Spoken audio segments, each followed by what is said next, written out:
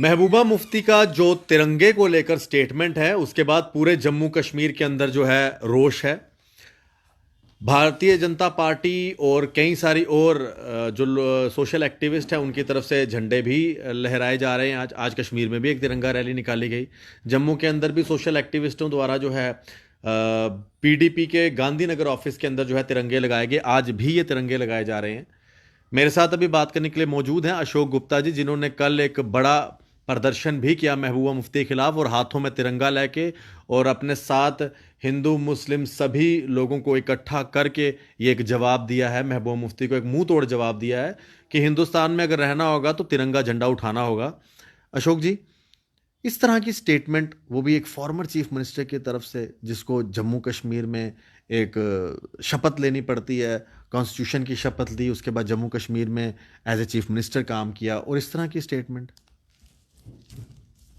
एक वो समय था जब श्रीमान मोदी जी कश्मीर के दौरे पर थे और उनके ये शब्दावली थी, इससे बढ़िया प्रधानमंत्री हमको नहीं मिलने वाला है। और एक ये स्टेटमेंट कि हमारे झंडे के ऊपर डाका डाला गया, डाकुओं ने डाला डाका। और डाकू कौन है? वो किस तरफ इंगित करने का प्रयास करना चाहती हैं? मैं स्टेटमेंट आपको बताने वाला हूं, कृपा करके। महबूबा मुफ्ती वाला स्टेटमेंट, डाकुओं ने डाला डाका हमारे झंडे पर। जिस वक्त हमारा ये झंडा वापस आएगा हम उस झंडे को भी उठा लेंगे, मगर जब तक हमारा अपना झंडा डाकुओं ने डाके में ले लिया है तब तक हम किसी और झंडे को हाथ में नहीं उठाएंगे। और वो झंडा हमारे आईन का हिस्सा है। जब इन्होंने खुद ही उस आईन की धज्जियां उड़ाई, उस झंडे की धज्जियां उस दिन उड़ाई जब जम्मू में रेप हुआ, और उस झंडे को लेके ये उस रेप के जो रेपिस्ट थे। डाकू कौन है? गुपकार की सारी सेना, गुपकार का टोटल ग्रुप और उसकी एक अलायंस, उसकी वाइस प्रेसिडेंट, किसको डाकू कहने का प्रयास करना चाहती है? क्या जिन लोगों ने डाका डाला वो देश के पार्लियामेंट ने डाला, पार्लियामेंट के अंदर पास करा उसको, अपर उसके अंदर करा, लोअर उसके अंदर करा। क्या वो जो लोग पार्लियामेंट के अंदर इसकी पार्टी के बैठे हुए हैं वो डाकू हैं? क्या जितने भी पार्लियामेंट के अंदर बैठे हुए इलेक्टेड रिप्रेजेंटेटिव, जिसको मैं मेंबर पार्लियामेंट या अपर उसके लोग कहना चाहूंगा, वो सारे डाकू हैं? ये देश की इलेक्टेड बॉडी को और देश के प्रधानमंत्री को डाकू कहने का प्रयास करना चाहती है। और फिर आईन की बात कर, संविधान की, जो संविधान बनाने वाली एक संस्था है, एक कक्ष है जिसके अंदर स्पीकर है, वो डाकू है। और फिर आईन के विषय के अंदर ये दो बातें निरंतर चलने वाली नहीं हैं। आप वो जो हमारा सर्वोच्च व्यवस्था जिसके अंदर सारे मेंबर पार्लियामेंट बैठते हैं, पार्लियामेंट हाउस, उसको गाली देने का हम प्रयास करेंगे और देश के प्रधानमंत्री को डाकू कहने का प्रयास करेंगे, और वहां भाग लेने वाले जितने भी इलेक्टेड रिप्रेजेंटेटिव हैं वो सारे डाकू हैं जिन्होंने डाका डाला। इस तरह के शब्दों का उच्चारण एक भूतपूर्व मुख्यमंत्री के माध्यम से करना, और वो डाका क्या तुम्हारे पिता ने भी डाला था जब वो देश के गृह मंत्री थे? वही पार्लियामेंट के अंदर बैठते थे ना, उसी के गृह मंत्री, वो भी डाकू थे। क्या महबूबा मुफ्ती इस तरह के शब्दों का उच्चारण करने का प्रयास करना चाहती है?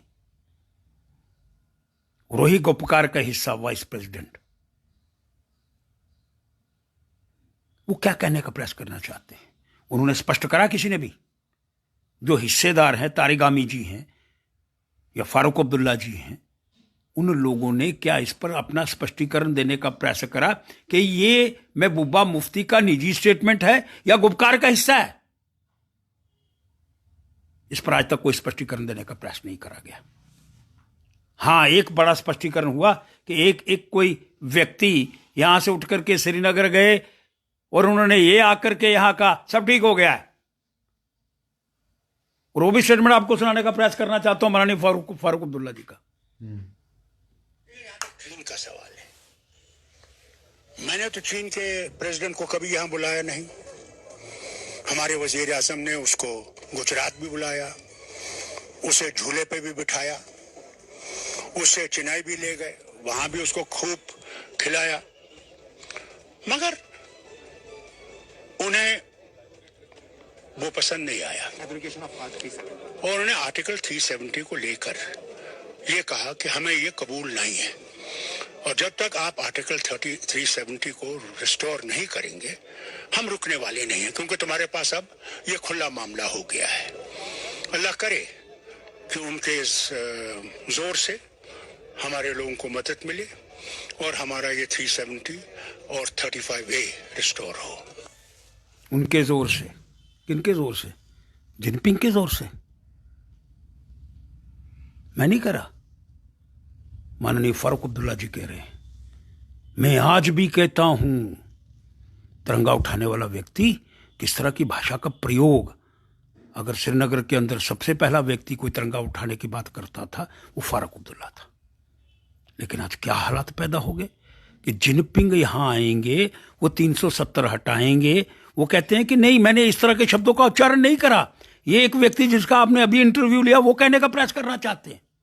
मैं तो उनके शब्दों को सुना रहा हूं और जब उनकी शब्दावली मैंने आपको सुनाई तो इसका मतलब क्या है? वो शब्द सही है क्या? माननीय भूतपूर्व मुख्यमंत्री फारूक अब्दुल्ला जी ने, जो दिल्ली के अंदर भी मंत्री रहे, अपने शब्दों को बदला? मान लिया मैंने, जो व्यक्ति जिनका आपने इंटरव्यू लिया वो कहते हैं कि उन्होंने शब्दों को बदला, स्टेटमेंट दें। मैंने चाइना के विषय के अंदर इस तरह के शब्दों का उच्चारण नहीं करा और मैं इस तिरंगे का सम्मान करता हूं। गुपकार के अंदर कोई तिरंगे वाली भाषा नहीं चलने वाली है और अगर कोई चलेगा उसको गुपकार के बाहर कर देंगे और तिरंगा लेकर के वो लाल चौक के अंदर जुलूस निकाल करके आए ताकि सबको स्पष्ट करने का प्रयास हो जाए। लेकिन कहना कुछ करना कुछ, और यहां पर आकर के जो जम्मू से रिप्रेजेंटेटिव गए वहां नाग टेम्पल जाने से वो जो सम्मान तिरंगे का है वो वापस आएगा। और जिनपिंग जैसे शब्दों का उच्चारण करने के उपरांत आप इस तरह की परिभाषाएं, मैं उसको बिल्कुल कंडेम करता हूं। अशोक जी, पहले इस तरह की स्टेटमेंट फारूक अब्दुल्ला देते हैं तब कुछ नहीं होता, अब महबूबा मुफ्ती तिरंगे की इस तरह की स्टेटमेंट देते हैं। क्या आपको लगता है कि इस टाइम एलजी गवर्नमेंट है, यहाँ पर एलजी मनोज सिन्हा जी हैं, क्या उनको कोई कड़ा संज्ञान नहीं लेना चाहिए, कोई कड़ा एक्शन नहीं लेना चाहिए स्टेटमेंट के ऊपर? मैं तो कह रहा हूं इन लोगों को जो आपने अपने घरों के अंदर या जिस स्थान पर भी बंद रखा, किसी को 8 महीने रखा, किसी को 6 महीने रखा, किसी को कोई दिन रखा, खर्चा किसने करा? वो मेहमान थे सरकार के। अगर बाकी सब लोगों को उठा करके आपने तिहाड़ जेल के अंदर बंद कर दिया है, इनकी भी बारी तिहाड़ जेल के अंदर आनी चाहिए। तिरंगे का अपमान देश बर्दाश्त नहीं करने वाला है। और जो तिरंगे के विरोध के अंदर, और देश वो चाइना जिसने हमारे 20 व्यक्ति मार दिए, 20 सैनिक शहीद कर दिए, उसका समर्थन करना। और तिरंगा उठाने वाले हाथ नहीं रहेंगे। मैं तिरंगे को उठाऊंगी नहीं। डाकुओं ने डाला डाका, इस संविधान की धारा के अंदर बैठ करके इस तरह के शब्दों का उच्चारण करने वाली महिला अपने पिता के समय को भूल गई है, जिस पिता को जम्मू से चुनाव के अंदर जिताने का आरसपुरा से जिताया गया। ये रहनी नहीं है, वो कश्मीर से नहीं जीतता था उसका पिता।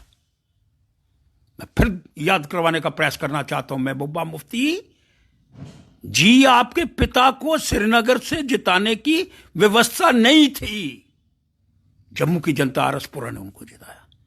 और ये हिसाब और ये बातें करके आप हिंदुस्तान के विषय के अंदर के शब्दों का उच्चारण करने का प्रयास करना चाहती है, ये कदापि बर्दाश्त नहीं होगा।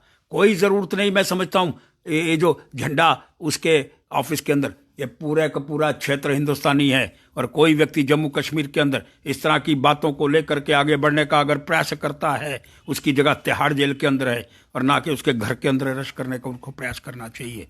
बल्कि जितने भी उनके मेंबर पार्लियामेंट हैं या नॉमिनेटेड व्यक्ति आज पार्लियामेंट के अंदर बैठे हुए हैं, मैं स्पीकर महोदय से कहने का प्रयास करना चाहता हूं, जिन्होंने पार्लियामेंट को डाकू कहा और पार्लियामेंट के मेंबरों का अपमान करा और साथ में देश के प्रधानमंत्री का करा, उन पर कार्रवाई करनी चाहिए। इनको निष्कासित करना चाहिए, इनको मेंबरशिप से, और इनकी पार्टी को इलेक्शन कमीशन ऑफ इंडिया ने बैन करना चाहिए। मैं भी इसी पे आ रहा था, क्या इलेक्शन कमीशन ऑफ इंडिया को इनकी पार्टी को निष्कासित नहीं करना चाहिए? क्योंकि एक पार्टी होने के नाते जिन्होंने इलेक्शन लड़ा है, मेन स्ट्रीम पार्टी है, वो तिरंगे का अपमान कर रहे हैं, उसके लिए इस तरह के अभद्र शब्दों का इस्तेमाल करें। क्या इलेक्शन कमीशन को इसके ऊपर कोई कड़ी कार्रवाई नहीं करनी चाहिए पार्टी? आपको पता दिल्ली के अंदर एक रिट हुई है, एक रिट की तैयारी जम्मू में भी हो गई है, वो भी हाईकोर्ट जाने वाली है। उसमें ये मांग कर रहे हैं हम लोग, इलेक्शन कमिश्नर तुरंत कार्रवाई करे और इनकी पार्टी को बैन करे, जो देश के विरुद्ध के अंदर आवाज़ उठाने का प्रयास करना चाहती है। और एक बात मैं बड़ा स्पष्ट करना देना चाहता हूँ, जो लोग ये समझते हैं श्रीनगर के अंदर बैठ करके पाकिस्तान या चाइना की भाषा को बोल करके फिर जम्मू वापस आएंगे, और ये जम्मू के अंदर रहने वाले लोग जो पर्दा डालने की बातें करना चाहते थे सुबह या यहाँ रहे हैं, मैं उनको चेतावनी देने का प्रयास करना चाहता हूं। अरे तुम तो चुनाव की बातें करोगे, हम तुमको घर के अंदर नहीं रहने देंगे, तुम्हारे परिवार को नहीं रहने देंगे, तुम्हारी व्यवस्था जम्मू के अंदर चलने नहीं देंगे, तुमको बाहर निकलने नहीं देंगे। तिरंगे का अपमान कभी बर्दाश्त देश नहीं करेगा, और तिरंगे का अपमान अगर उनका अध्यक्ष बोल रहा है और उनकी पार्टी के लोग यहां हैं, हम उनको यहां टिकने नहीं देंगे।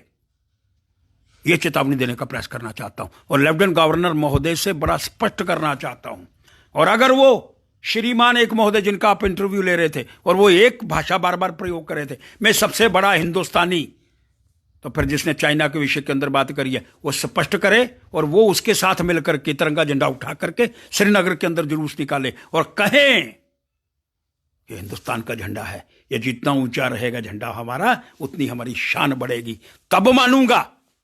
यहां आकर के कुछ और कहना और श्रीनगर के अंदर जाकर के तलवे चाटने वाले लोग जम्मू के लोगों को कभी पसंद आने वाले नहीं हैं। जम्मू एक ही भाषा जानता है, और वो भाषा एक ही है, तिरंगा झंडा ऊंचा हमेशा रहेगा। और कोई ताकत, जो फौजी हमारे शहादत दे रहे हैं, वो तिरंगे झंडे के लिए दे रहे हैं। और जिस चाइना के विषय के अंदर शब्द कहे गए, उसमें 20 नौजवानों की शहादत हुई थी। इसलिए आज देश ये सारी बातें सुनने को तैयार नहीं है, और एक ही शब्द, हिंदुस्तान के विरोध के अंदर उठने वाली आवाज ना तो कश्मीर के अंदर चलेगी, ना हिंदुस्तान के किसी हिस्से के अंदर चलेगी। और अगर कोई करेगा तो फिर लेफ्टिनेंट गवर्नर साहब, आपका एक बड़ा पुराना व्यक्तित्व रहा है, मैं आपको याद करवाने का प्रयास नहीं करना चाहता हूं। अखिल भारतीय विद्यार्थी परिषद के अंदर, और जब आप मंत्री थे, आप क्या क्या करते थे ये मुझे कहने की जरूरत नहीं है। और ये वही लाल चौक है जिसके अंदर आज भारतीय जनता पार्टी के लोग तिरंगा झंडा उठाने के लिए गए। एक मोदी जी जिन्होंने वहां जाकर के चढ़ाया, ये दोनों प्रश्न उनसे पूछने का प्रयास करना चाहता हूं। लेकिन वो मोदी जी जिन्होंने तिरंगा झंडा वहां लालकृष्ण अडवाणी जी के साथ चढ़ाया था, आज भी देश उसको प्रणाम करता है। बार बार वो दिन हम याद करने का प्रयास करना चाहते हैं जब लोगों ने घरों से पकौड़े बना करके लाए, फुलके लाए, रोटियां लाई, तब लोगों को डाल करके दी, जाओ तिरंगा चढ़ा करके आओ। आज वो तिरंगे की आन बान और शान और उसकी शहादत के विषय के अंदर कोई भी शब्द हिंदुस्तान सुनने को तैयार नहीं है, और सबको अपना स्पष्टीकरण देना होगा। और जम्मू के अंदर बढ़ने नहीं दूंगा, आने नहीं दूंगा। एक बिल्कुल आखिरी सवाल है अशोक जी, जो पीपल्स डेमोक्रेटिक पार्टी का जम्मू कैडर है, जब युवा वहां पर उनके दफ्तर में, उनका दफ्तर तो है नहीं, वह सरकारी कोठी है जो दफ्तर अलॉट किया गया है, उस सरकारी कोठी पर जब तिरंगा लगाने जाते हैं, उनको धक्के मारते हैं जम्मू के जो पीडीपी का कैडर है, क्या वो जम्मू के अंदर कश्मीरीकरण की कोशिश तो नहीं कर रहे जम्मू के अंदर? क्योंकि कई बार किश्तवाड़ में भी इन्हीं लीडरों द्वारा, पीडीपी के लीडरों द्वारा बंकर बनाने के ऊपर आवाज़ उठाई जाती है, कभी इन्हीं लीडरों द्वारा जम्मू के अंदर इस तरह की भाषा का प्रयोग किया जाता है, इस तरह की हरकतें की जाती हैं। तो कार्यालय है किसका? सरकार का। सरकार ने जो तिरंगे के विरोध के अंदर आवाज उठाने वाले, उनको कार्यालय अभी तक वहां क्यों दिया होगा? खाली क्यों नहीं करवाया जाता? सरकार अपना दायित्व निभाए ना। माननीय लेफ्टिनेंट गवर्नर साहब, कृपा करके आपसे विनम्र प्रार्थना है, जो तिरंगा का अपमान कर रहे हैं, संविधान को नहीं मानते, पार्लियामेंट को गुंडा कहना चाहते हैं, पार्लियामेंट को डाकू कहना चाहते हैं, वो देश के संविधान को नहीं मानते हैं ना, फिर उनको पार्टी का दफ्तर क्यों अलॉट हुआ है? कहीं कहीं उनमें से कुछ लोग आज भी सरकारी मकानों के अंदर हैं। मैं बड़ा स्पष्ट इस विषय पर करने का प्रयास करना चाहता हूं। जो पार्टियां देश के विद्रोह के अंदर आवाज उठाने का प्रयास करना चाहती हैं, उनके सारे ऑफिस खाली होने चाहिए और उनकी पार्टी को खुद श्रीमान LG महोदय रिकमेंड करें किसको, इलेक्शन कमीशन ऑफ इंडिया को, इनकी पार्टी को समाप्त किया जाए। बहुत बहुत शुक्रिया अशोक जी धन्यवाद बात करने आपका, के लिए। अशोक गुप्ता जी हमारे साथ बात कर रहे थे और गुस्सा है लोगों में, मैं कमेंट्स भी देख रहा था, गुस्सा सामने दिख रहा है। और कुछ लोग 4G की भी बात कर रहे हैं। भाई देखिए 4G के ऊपर मैं लगातार आवाज़ उठा रहा हूँ, लेकिन कुछ मुद्दे इस तरह के भी हैं, उनको भी एड्रेस करने दिया करें, और वो हम कर रहे हैं। जब बात तिरंगे की है तो तिरंगे से ऊपर ना 4G है, तो ना 3G है, तो ना 2G है। तो जब तिरंगे की बात आ रही है तो आप भी तिरंगे के सम्मान में अपनी बात रखिए। बाकी 4G के ऊपर हमारी जंग जारी है, वो हम करते रहेंगे।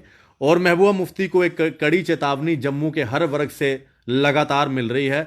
कोई तिरंगा उठा के दे रहा है, कोई उनके दफ्तर में तिरंगा लगा के दे रहा है। बस महबूबा मुफ्ती देखे कि उनके तिरंगे वाले स्टेटमेंट के बाद जम्मू के अंदर कितना रोष है, क्योंकि जम्मू कश्मीर नहीं है। देखते रहें JK media. Ashish Kohli, cameraman Ashok Chaudhary जी के साथ JK मीडिया के लिए धन्यवाद। जय हिंद। शुक्रिया।